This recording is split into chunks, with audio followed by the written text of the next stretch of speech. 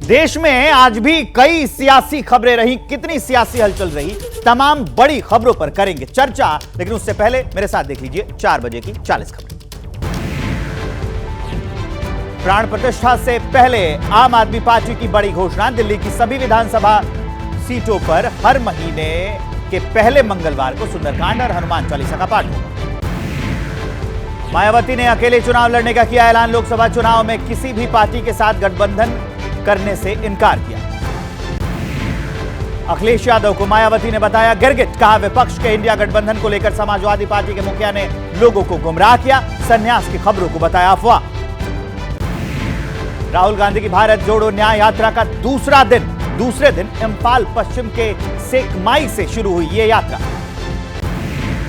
मणिपुर के काला पहाड़ में राहुल गांधी का संबोधन, कहा मणिपुर के साथ खड़े हैं हम, मणिपुर में शांति वापस लाना चाहते हैं।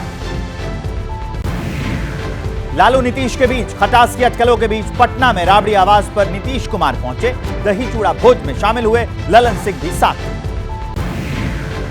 सीट शेयरिंग पर बोले नीतीश के मंत्री विजय कुमार चौधरी, कहा इंडिया गठबंधन में सीट शेयरिंग पर देरी से होगा सबको नुकसान, अब गठबंधन में आनी चाहिए तेजी। बिहार के डिप्टी सीएम तेजस्वी यादव ने फिर बीजेपी पर साधा निशाना, कहा जब से महागठबंधन बनाए बीजेपी डरी हुई है।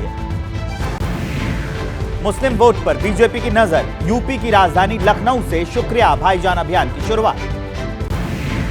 यूपी बीजेपी की ज्वाइनिंग कमेटी के अध्यक्ष बनाए गए ब्रजेश पाठक, लखनऊ में यादव समाज के हजारों युवा और बुद्धिजीवी शामिल, बड़ी संख्या में यादव समाज के लोग बीजेपी में शामिल कराने का दावा कर रहे हैं। दिल्ली में बीजेपी अध्यक्ष जेपी नड्डा ने लोकसभा चुनाव के लिए दीवार लेखन कार्यक्रम का शुभारंभ किया, पार्टी के चिन्ह कमल को रंगा। पीएम जनमन के तहत पीएम मोदी ने 1 लाख लाभार्थियों को जारी की पहली किस्त। पहले साल 15 नवंबर को हुई थी पीएम जनमन की शुरुआत, पिछले साल, माफ कीजिएगा।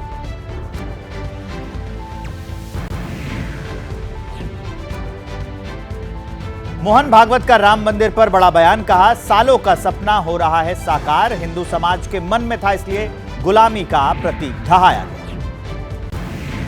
प्राण प्रतिष्ठा पर एबीपी न्यूज से बोले शंकराचार्य सदानंद सरस्वती, कहा कार्यक्रम को लेकर सभी में खुशी, प्राण प्रतिष्ठा समारोह में गैर मौजूदगी और राम की भक्ति से नहीं है कोई नाता। अयोध्या में राम मंदिर प्राण प्रतिष्ठा की सकुशल संपन्नता के लिए मुंबई में हवन यज्ञ, कई कार सेवकों के साथ बड़ी संख्या में महिलाएं भी शामिल। उज्जैन में सीएम मोहन यादव ने प्राण प्रतिष्ठा के अवसर पर अयोध्या भेजे जाने वाले 5 लाख लड्डुओं का निरीक्षण किया, लोगों के साथ बैठकर लड्डू बनाए। प्राण प्रतिष्ठा को लेकर बीजेपी पर संजय राउत का तंज, कहा बीजेपी की प्राइवेट प्रॉपर्टी नहीं है राम मंदिर, जिन्हें निमंत्रण मिला और जिन्हें नहीं मिला उन्हें भी जाना चाहिए अयोध्या।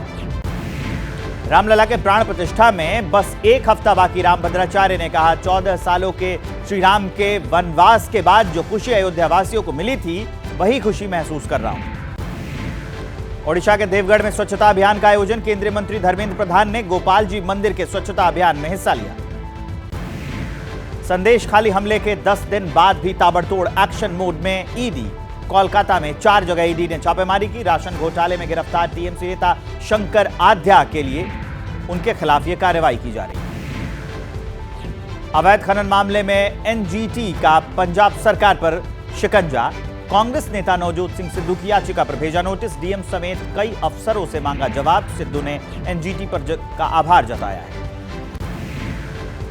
पंजाब के फाजिल्का में पुलिस का नशे के खिलाफ बड़ा अभियान, पुलिस ने करीब 147 केस में बरामद की गई 250 करोड़ की 50 किलो हेरोइन नष्ट की।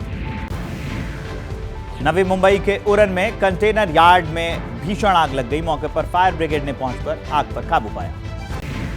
मुंबई के लालबाग इलाके में स्कूल में आग लग गई, किसी के हताहत होने की कोई खबर नहीं है, शॉर्ट सर्किट के चलते आग लगने की संभावना जताई। मुंबई के काला चौकी इलाके में लगी जोरदार आग, पूरे इलाके में फैला धुआं, स्थानीय लोगों के मुताबिक 6 सिलेंडर में धमाके हुए।